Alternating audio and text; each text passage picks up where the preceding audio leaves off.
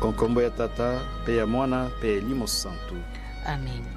Bandeko mana banzambe tomanyola maye santu pola koyebisa biso na mokanda ona Baroma oeteni ya zomi na ibale molongo mwa yambo kino mwa ibale.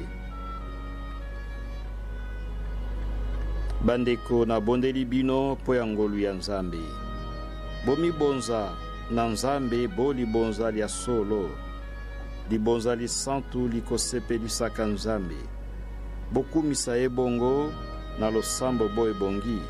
Bolanda ezalela ya bato banse eyete, kasi bokoma bato bamayele masika na mitema miasika.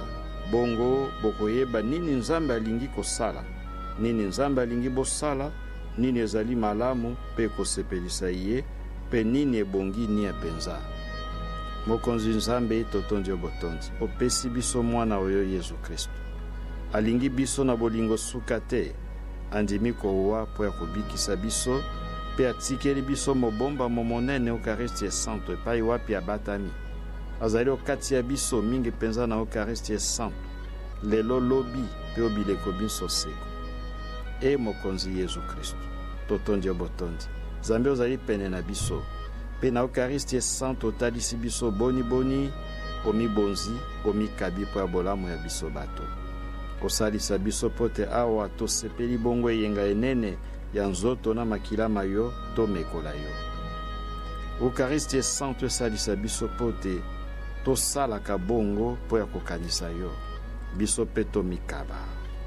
Tomikaba po ya bolamu ya baninga.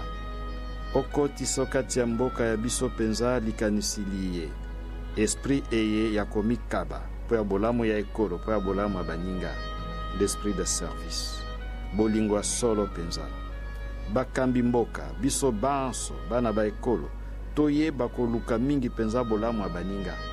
Zambi na Eucharistie Santo talisi biso te, ozwi lipa, otondi nzambe, obukili yango, opesi na biso bato.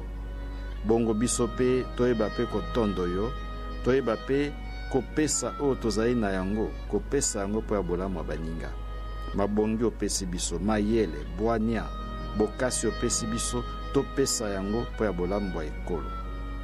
Osalisa biso mokonzi, po te Eucharistie Santo ekoma po ya biso nzebi to pe culture.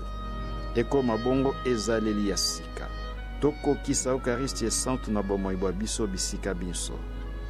Po te na mboka ya biso, bato banso baluka liboso penza bolamu ya mboka, bolamu ya baninga.